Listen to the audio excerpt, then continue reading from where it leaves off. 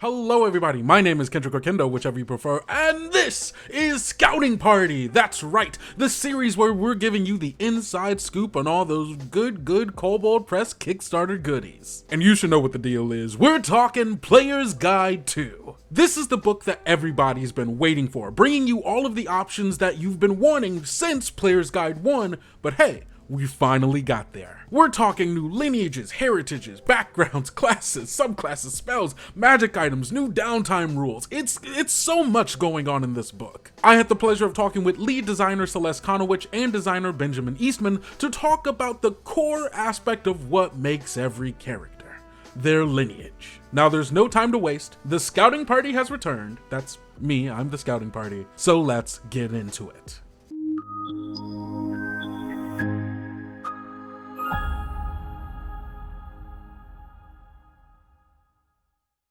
Hi Celeste, how's it going? Hi, hey everybody, it's going super good. I'm really excited to talk to you about this project in particular. So Right. happy to be back in the party. Yeah, and well, if you didn't read the title of this video before you started, we are talking about Player's Guide to Player's Guide 2 is it's finally it's here. finally here, right? It's like Tales of the Valiant is like a little bit over a year old, and we've gotten the Player's Guide, we've gotten the Monster Vault, we've got the Game Game Master's Master's Guide. We've got a Guide. second Monster Vault. It's we've really had a very busy year. And I Yes. think what one of the reasons is to make sure we could, fulfill the vision of this project as fast as possible to get this system off the ground. So, Yeah.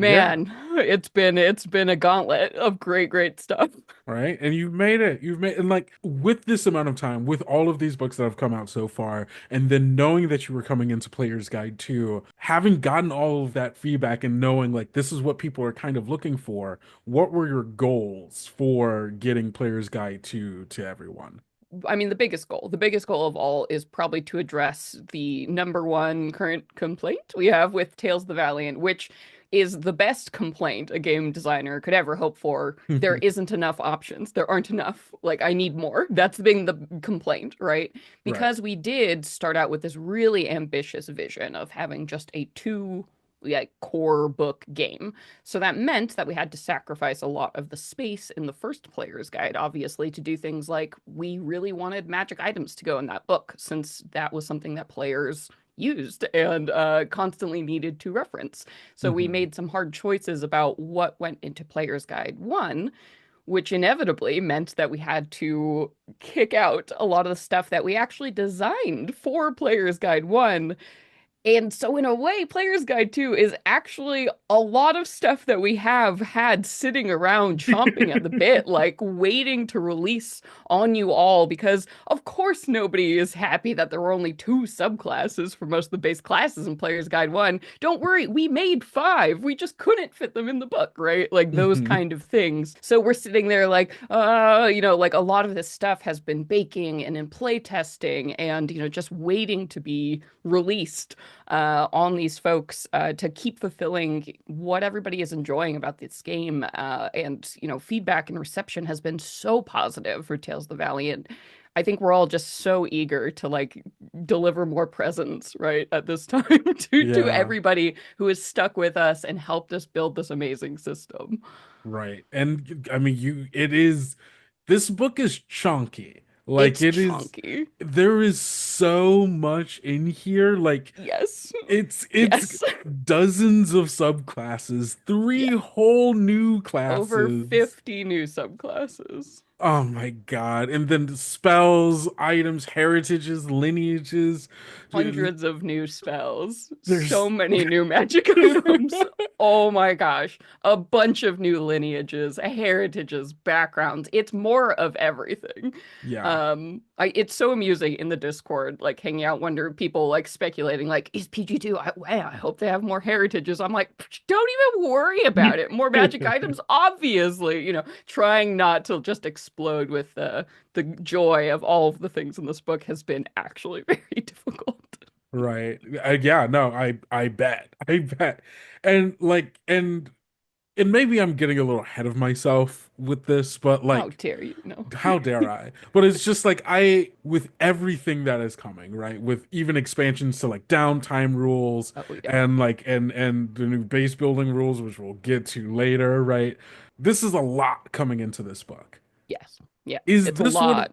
is Yeah. this what it's going to be like every time a new like book like this drops for Tales of the Valiant? Or is this just like this is everything that we wanted to put in the first thing that we didn't have space for, plus some more stuff. Here's all of this. And like not to say that people aren't going to get more options, but like a book this big with this many options, is this going to be the norm? I think this book will probably be it's rounding out a lot of the bases, right? That like we gave you the base of fantasy, right? In Player's Guide 1. And then Player's Guide 2 fulfills like the rest of those like your archetypes that you're probably expecting. Like when you think of the warlock class, right? Like you Hmm. probably have 4 or 5 patrons that come to mind as like, oh, well, that's quintessential warlock. So this book is doing a lot of fulfilling that promise of the basic fantasy, right? And Hmm. setting the standard, like this is the deck, the basic deck that you have to play with. Hmm. But also, this book is introducing several of those new mechanics that we want for the system to be able to have there as a foundation to build like more exciting things and get more specific in future releases. Hmm. So I think that question is no, a lot of other books aren't going to be quite like this book, Hmm. but what this is doing is increasing our stage to allow us to go more deeply into specific directions or maybe Yeah. different genres or different kinds of campaigns, right? Like that's the challenge and why we've pushed ourselves so hard to get these core kind of books and releases out the door so Hmm. people have all of the basic tools they need for anything, here, but maybe now once these are out then we can go specifically into what does like grim dark specific options and things look Mm. like, right? And we'll focus on those releases versus like what might, releases for younger gamers look like these kind of more niche audiences, which is honestly how a lot of people come to these kind of fantasy games, right? You start generic and then you go specific. Yeah, yeah, that makes a lot of sense. I don't think that there is a better place to start than talking about the lineages. And oh, some of these lineages, just reading through the outline, like I want my grubby little hands all over Yes. them. But for Yes. the people who can't read the outline, what what are some of these lineages and what niches were you looking to fill with them? Yeah, yeah. So we have for our lineages a really cool mix of stuff like way back from the 5e, Kobold Press catalog that we're picking up, we're dusting off, we're reimagining and, bringing forward into our new system with some totally brand new stuff that we're throwing at the wall. And just like it's a really nice kind of mix of things. We're getting a little bit weirder, I'll say, with Yeah. these lineage options for sure. So, like, Kobold Press fans can expect things like the Dampier is coming in this book, which is, you're half vampire, half human. Like, we published this, oh my gosh, way 6 or 7 years ago before they did it in Van Richten's, everybody. But like, so like that's something that's classic, that spooky like kobold vibe you're known for, as well as doing things like the elemental scion, which is an elemental infused person, right? That is touched by those other elemental planes of existence. So you can pick if you want to be, your wind, your fire, your earth, right? And you can get like that kind of flavor. I know that's something a lot of people love. And then, of course, we have things like goblins. Like goblins are officially going to be in there. We put kobolds in Player's Guide 1, so we have to obviously put our other disaster, humanoids in this book. So there's a lot of great stuff. Even some like brand new ones like the Halamanto are one of my personal favorites, and they're vegetable people. And this comes out of some stuff that I designed in Toma Beast 3. I also want to shout out Sebastian Rombach, who designed some of this. Sebastian and I were both had backer monsters in Creature Codex, and his backer monster in Creature Codex was I believe it was the Alumite. And then I designed, and so that was like onion, garlic person, small fey, pretty cool. I like it a lot. He's got Hmm. a chance to do some stuff with it. In Toma Beast 3, I designed a monster called the Tuberkith, which is the same thing, but kind of potato people. Right. Um, and so I pitched the idea of, well, we should have plant people. And I have pitched this a number of times. Way back when Warlock Zine was an ongoing thing, I was pitching we should do a plant people issue because people like Alimites, people like Tuberkith, we should find a place for them in Midgard. You'll hear me talk about Midgard a lot. It's how I came to Kobold Press, even though it's evolved past that. But so yeah, I pitched plant people, and for once, this actually got through. So the Halamantau, as I named them, are pretty young plant people. They'll Hmm. reach adulthood by age of 5, rarely live past 100. Much like their monster book counterparts, they are all small, and they have some pretty cool stuff with regards to the their interaction with other plants. And then, much like the beastkin, for example, there's a natural adaptation, and you can choose to be an alliumite. You can choose to be a tuberkith, and I added a third one, which has been part of the pitches beforehand, cruciferous. So if you want to be a leafy or flower-headed vegetable like a cabbage, you want to be a cabbage person, you can be a cabbage person. That's that's I love the Holomental because I think that plant people and like vegetation and like sentient vegetation is truly like it always gets pushed to the side unless you're like mushrooms, right? Sentient mushroom people, mushroom folk Mm. get so much light. Animal people get so much light. You never really get to see in a lot of these You fantasy games. You'd think Vegetable you'd see a people. little bit more of it, but yeah, it's I like it a lot. I can't wait to actually get to play one on the table. Whenever I get to play. Mood. It just leans so nicely into this like kind of cottage heritage, like, the cozy Yeah. side of like this fantasy game that we've been making sure comes along with us in our high fantasy.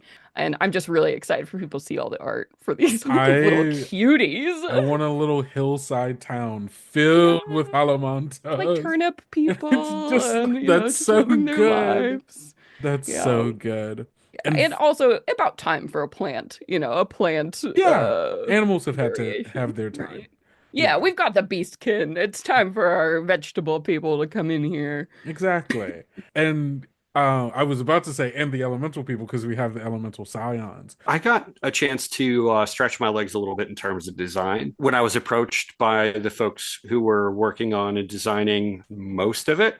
They came to me and said, "Hey, we have space to do this," and there's a freelancer who writes on the blog and does adventures and other things like that. They're like, you want to stretch your design legs a little bit, and I was more than happy to do that. Some of them were just like, hey, we really want to have this thing. Other stuff, I got to look back into the stuff I really love from Kobold Press. Hmm. Um, they're not called Jinborn in Player's Guide 2, but there's the Elemental Scions, which are effectively Jinborn, but without necessarily being so wedded to Midgard and the Southlands the way that they are. And that was a lot of fun. With the Elemental Scion, I got a chance to begin to talk about how their elemental lineage affects them, how it affects them physically, like the hair colors or other things of that sort. And another thing that I did with the elemental scion, and I'll quit talking about the elemental scions here in a little bit, is I suggested that a character might become an elemental scion in the process of adventuring. Oh, We'll see if that survives to all the way to print. But I like the idea that someone could be blessed as an elemental scion, and they go from being a dwarf to being a almost like an yeah. Azer. I I I'm I also don't, but that's so interesting. Like I like the idea of certain lineages possibly being like an evolution of their character, right? Like Hmm. having been changed by, the people, the places, and even sometimes blessed by some like elemental lord or something to become Right. this new thing. Well, going way back to third edition with Races of the Dragon, Mhm. when Dragonborn originally showed up, Dragonborn were like your next evolution in terms of like you were someone else, and then you were blessed by a dragon, and now you're Dragonborn. I Mhm. don't know if I think I prefer the current naturally born Dragonborn.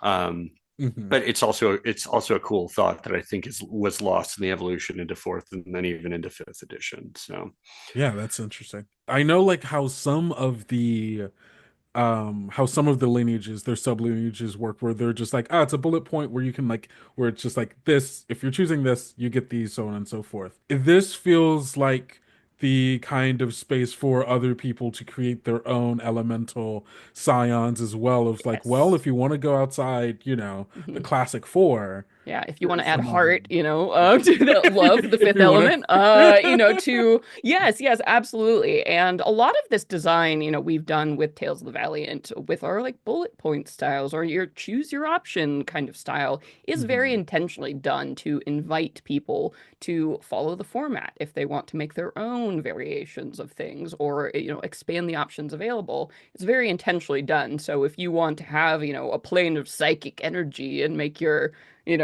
strange like psychic Hmm. elemental scion, like by all means, we're giving you, not lots of formats, lots of tools, trying to make this as accessible as possible. Yeah, I'm definitely going to be making a void elemental scion. I Yeah. would, because it reminds me of there was like a dragon magazine for fourth edition that had like the expanded Ganassi types, and I Yeah. remember seeing the void Ganassi and being like, the Cool. edge lord in my heart Hmm. Hmm. feels nice and warm.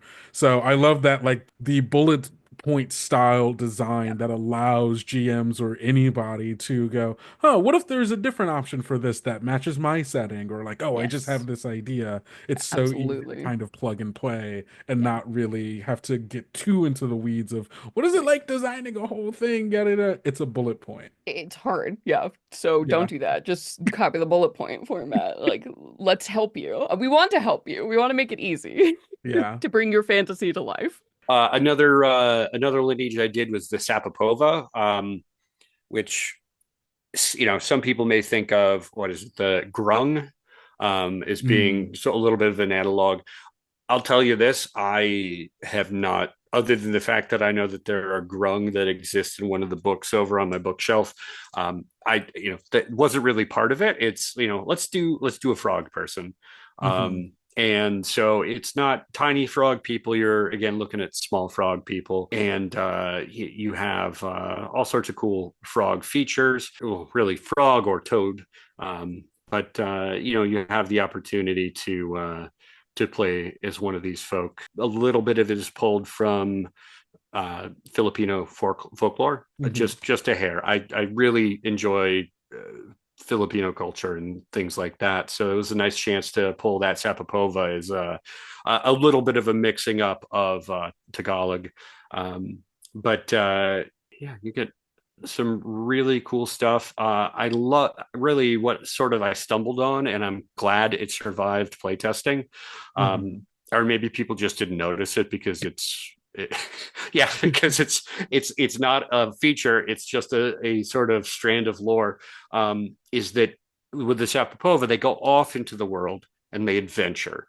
And they Hmm. learn all these things, and they come back when it's time to have a family. And part of what they impart to the continuing genetic lore, or the continuing genetic knowledge of the Sapopova, is what they've learned out in adventuring. So you might, as a Sapopova, you may know something just because grandpa did, or your great aunt knew an adventurer, and that little bit of memory worked its way into your genetic makeup. Oh, that's so interesting. I love that that creates like a very like this almost kind of like generational like Mm. like a consciousness, right? Of like this understanding and familiarity of like everything and all of the context of what has happened before you. And you can Mhm. kind of carry that into like I'm imagining like a Sapopova character meeting like the descendant of like their grandfather's like friend, but having the memories of this person's grandfather would be like so interesting. Yeah, it's I think a little bit, and this was probably because I was watching Deep Space Nine, doing a rewatch of Deep Space at Nine during the time. But Dax, with the way she would just know things because the host she had previously interacted with Klingons or this or did that. And I think it's a interesting way for a GM and a player to go about figuring these sorts of things out. So let's see, what else did I do on this? So I did, this is not, I'm not really breaking new ground on this, but I was able to design the shade, which was really interesting to try to do. In the 5e version, the shade is your lineage and the heritage, and they're smushed together. And that is the tough one to try. That's the tough nut to try to crack, right? Yeah, Because you're going to have a lineage and a heritage, and they don't necessarily, they could link, they don't have to, right?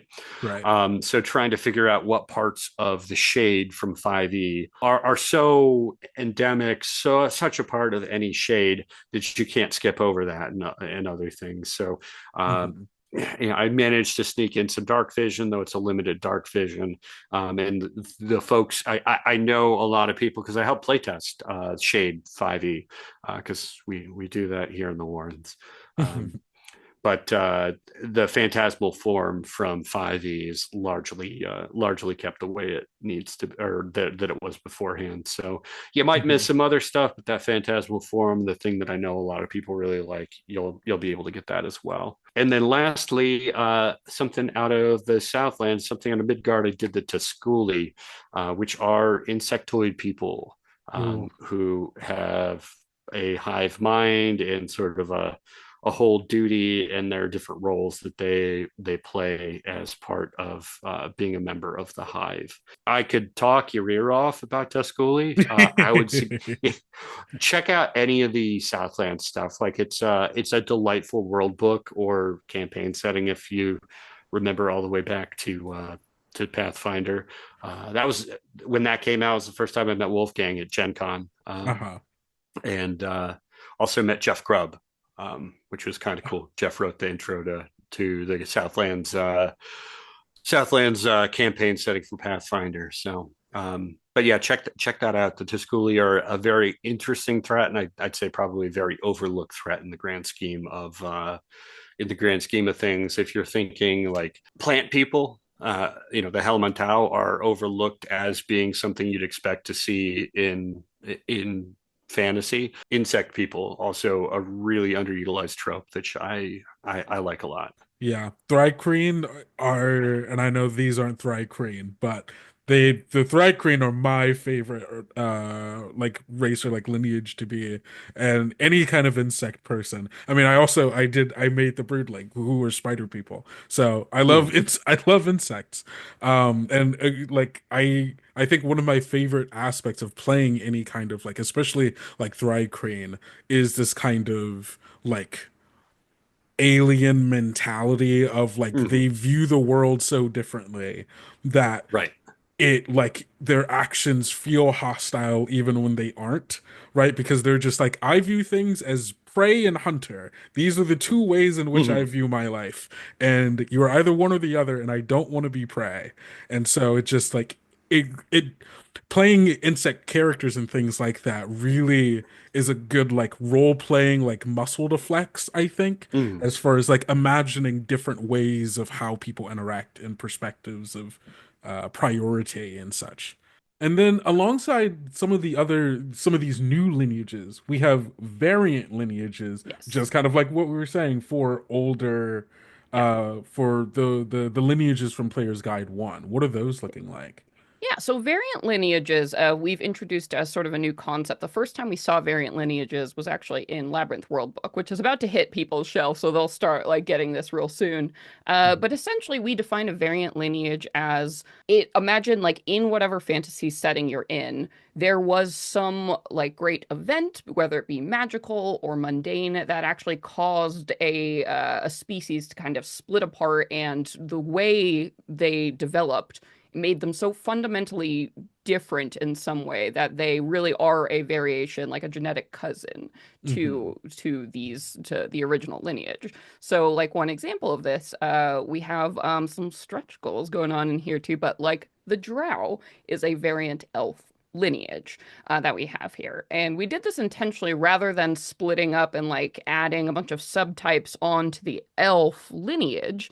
We went, okay, hey, well, there are some things that overlap. Like obviously, Drow can still like trance instead of sleep, but the things like the way their sight developed, right, from like Mhm. generations underground, like the kind of abilities they had to get and cultivate were different enough that we said, okay, let's actually embrace this as a variant lineage. So rather than saying you are an elf of the Drow subtype, you're still an elf, right? But right from the get-go, you're Drow.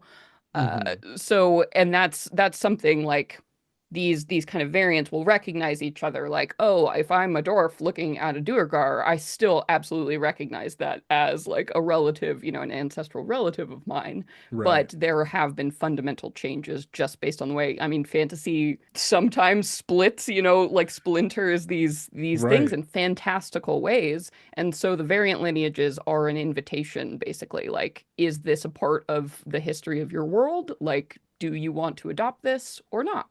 And it's a nice kind of way to, open the door without being prescriptive. Like, Yeah. these kind of elves, there are a million different kinds of blah, blah, blah, and like that's just true of all worlds. This is in this world, if you want to adopt this, like, the history of the elven people, this great schism between the elves that stayed on the surface, those that went to the sea, and then those that went underground, then these variant lineages are going to be great for you. Yeah. It's not even the expanded ones, but there are also some variants as well that I got to do. Mhm. One that I didn't get to do, but I'm sure if you agitate at the Warrens long enough, it might come out as a blog post. But the Durgar is an interesting thing to do, and you'll see that. And that that's a kind of tricky one.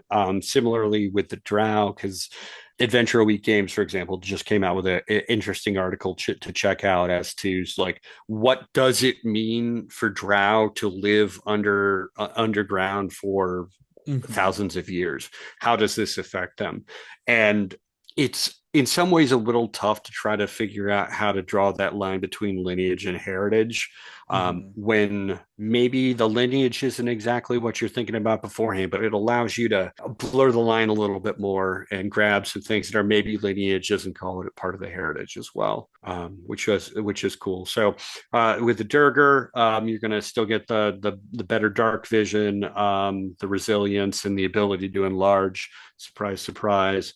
With Classic Durgar. with Drow, you're going to get the all of the fun spidery stuff that either gives you the creepy qualities or just really turns it all up to 11 for you. And here's one cool thing that I designed. I love in Tales of the Valiant that there's sometimes the dice roll matters.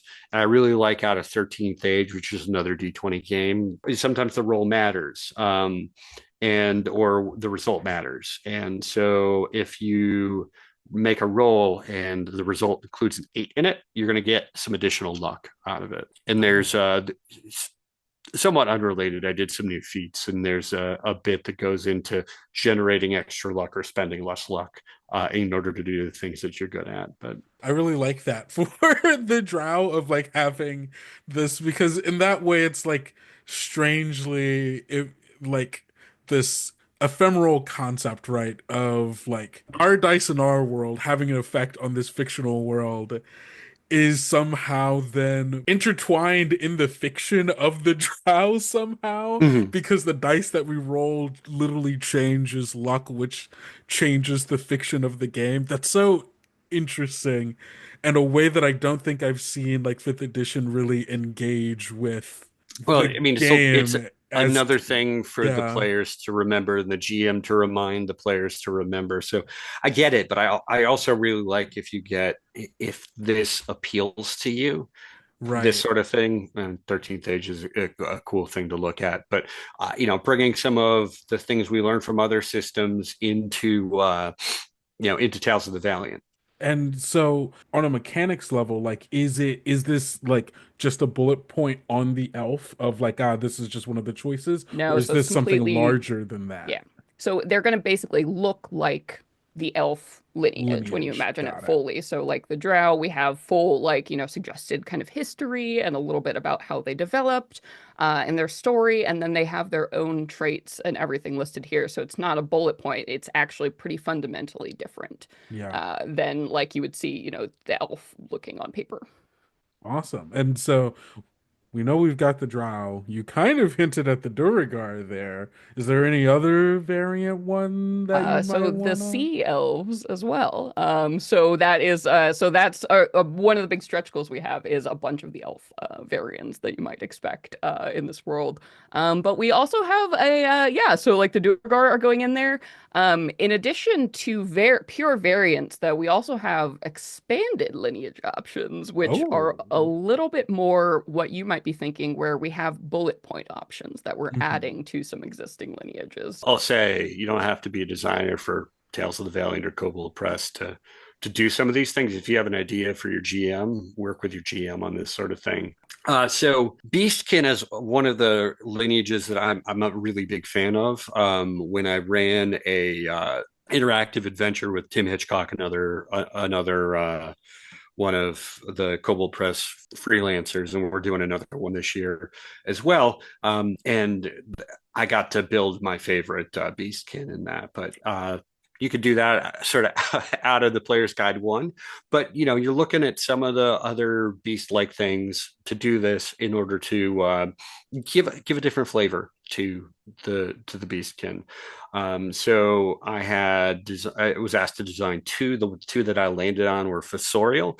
They're sort of your digging, tunneling sorts of beast, and you get a burrowing speed, and you're able to move through tight spaces without having to squeeze. And then there's also a quillback, and you've got quills, spines, spikes that help protect you from predators. Part and parcel of this is that when a porcupine uses its spines, it's not attacking someone, it's more defending or blocking back against it. So I don't love things where you have to get hurt to use it, but this is one of the ones where it's the case. So Yeah. you can use with a quillback, you can use your reaction in order to harm another creature that just hit you with a melee attack within a certain range. So that's Yeah. Beastkin. And then in terms of Siderian, I again got asked to do another two variant, or I guess expanded lineages. One is the aberrant.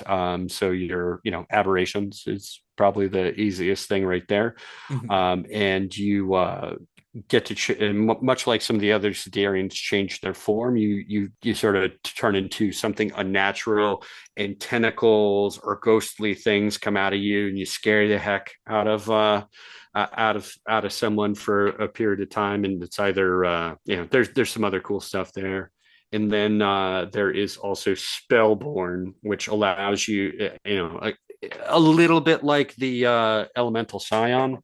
There's an elemental nature to this as well. So you're connected to the raw energy of an arcane source, and you're able to choose another guise, and it allows you to do extra damage based upon your chosen energy form, which is kind of cool. Sadly, that's where those conversations are going to have to end for now. But let's wrap up. I am so excited because Tales of the Valiant is finally in its era past Player's Guide 1 and moving into Player's Guide 2, where it can start focusing on bringing us new options. And I think that shaking up the standard fantasy lineup of characters that we would normally see is a great place to start. I mean, we're getting frog people, vegetable people, and insect people all in this same book, and I can only imagine where it can go from there. And there's nothing wrong with dusting off some old favorites like the Dampier to elevate them to the level of Tales of the Valiant. Plus adding on new options for lineages with that bullet point kind of style, and then the variant lineages is just, it's all so much that I can, like, my ideas for characters are just too many for my brain to hold at this point, because now I'm thinking, oh, what if I was playing a Sapopova who ended up becoming an elemental scion of water because of some relationship with some water elemental, right? And now I've got this cool water frog guy who can go out, do adventures, and then now come back and bring everything that they've learned to the next generation. Mwah, it's just so good. But that's enough about the lineages. Tune in next time when we're talking about the thing that I know everybody can't wait to talk about, and that's classes and subclasses. So we will see you next time on Scouting Party to talk about that. But until then, I've been Kendrick or Kendo, whichever you prefer, and don't forget to go out, be bold, be brave, be valiant, and we'll see you next time.